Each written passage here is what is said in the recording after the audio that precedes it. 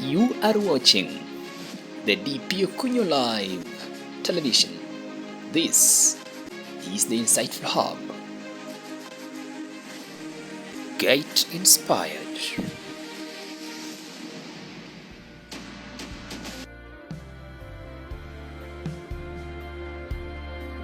The United Nations General Assembly is where world leaders gather to address humanity's greatest challenges.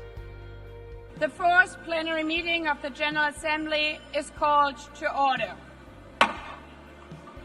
But in this year's 80th Assembly in New York, the spotlight was stolen not by diplomacy, but by drama. It began with embarrassment. The escalator carrying US President Donald Trump and the First Lady Melania malfunctioned, forcing them to climb the stairs to the chamber. Trump later called it sabotage, another attempt he claimed to silence him before he spoke to the world. Thank you very much. Inside the hall, things only worsened. His teleprompter froze. For a moment, silence. Then, Trump did what he does best. He went off script. And I don't mind making this speech without a teleprompter, because the teleprompter is not working. Unfiltered, he lashed out. I can only say that whoever's operating this teleprompter is in big trouble. At allies, at rivals, even at the very institution hosting him. And then a teleprompter that didn't work. These are the two things I got from the United Nations, a bad escalator and a bad teleprompter.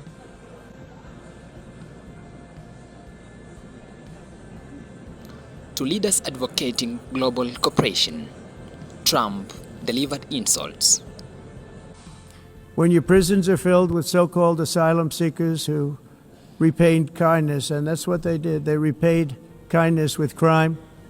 It's time to end the failed experiment of open borders. You have to end it now. See, I can tell you. I'm really good at this stuff. Your countries are going to hell. His words drew gasps, but also knowing nods from staunch supporters. Our message is very simple. If you come illegally into the United States, you're going to jail, or you're going back to where you came from, or perhaps even further than that. You know what that means. Then came his most inflammatory remarks.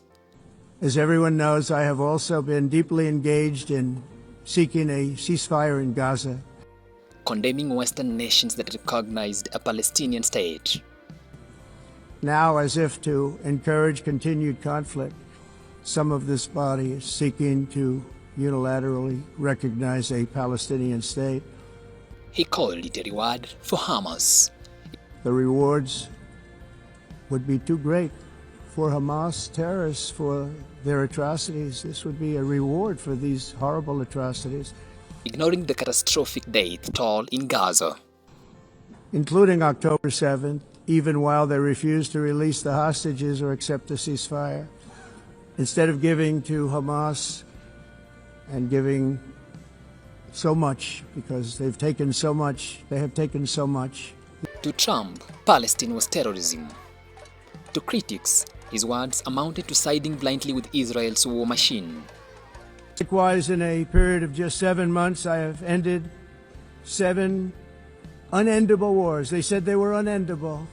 You're never going to get them solved. Some were going for 31 years, 2 of them, 31, think of it, 31 years. One was 36 years.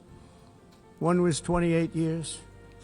Trump boasted of ending wars. Yet across the Middle East and Africa, conflicts rage on. His claim, critics say, was not victory, but revisionism. This is very recently. The US-mediated peace deal signed with Rwanda has not calmed the fighting, though. In eastern Congo, the rebels are still there are breaches. Another UN official stated in 1989 that within a decade, entire nations could be wiped off the map by global warming. Not happening. He called climate change con job and renewable energy as scam. At a moment when the planet burns and floods, Trump chose denial. It's climate change. Because if it goes higher or lower, whatever the hell happens, there's climate change. It's the greatest con job ever perpetrated on the world, in my opinion. Climate change, no matter what happens, you're involved in that. No more global warming, no more global cooling. All of these predictions made by the United Nations and many others, often for bad reasons, were wrong. They were made by stupid people that have cost their countries fortunes and given those same countries no chance for success. If you don't get away from this green scam, your country is going to fail. And I'm really good at predicting things. Delegates shook their heads. Scientists called it dangerous. Meaningful investment in Africa's resources, whether in renewable energy, sustainable agriculture, green transport, or nature-based solutions, are key to ensuring effective climate adaptation. These investments will enable low-carbon, climate-resilient development, not only for Africa, but also for the global community. The Congo and Rwanda, a vicious, violent war that was. In a rare mention of Africa, Trump spoke of the Democratic Republic of the Congo. Its minerals vital to the global green transition. But many questioned whether his concern was for Congo's people or for resources America craves. From Bogota to Brussels, the backlash was swift.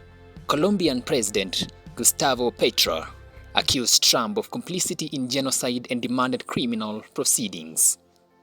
The young people killed by missiles in the Caribbean did not belong to the Tren de Aragua. Perhaps nobody here even knows their names, nor to Hamas. They were from the Caribbean, possibly Colombians. And if they were Colombians, with apologies to those who dominate the United Nations, criminal proceedings should be opened against those US officials responsible, including the top official who gave the order, President Trump. Commentators called it the worst speech ever delivered by a world leader at the United Nations. Even some Americans admitted to feeling embarrassed. I just finished watching Trump's speech at the UN, and this would be the point where I'd normally hold up a coffee cup and say, I hope your coffee's as good as mine, hell, I hope it's better. Because I really do wish good things for people, but I can't do that right now. Because I can't drink coffee right now because, and this isn't hyperbole, watching that speech made me physically ill. It was humiliating to the extreme. It was just humiliating. Trump, before the entire world, sat there and got almost everything wrong. From the broken escalator to the broken teleprompter, The fact is, Trump's United Nations appearance was chaos personified. Instead of leadership, he offered grievance. Instead of solutions, division. And as the chamber emptied, one question lingered. Was this statesmanship or sabotage of the very idea of global unity? This has been the DP Okunyo Live. My name is Dak Paulo Okunyo. See you in the next episode.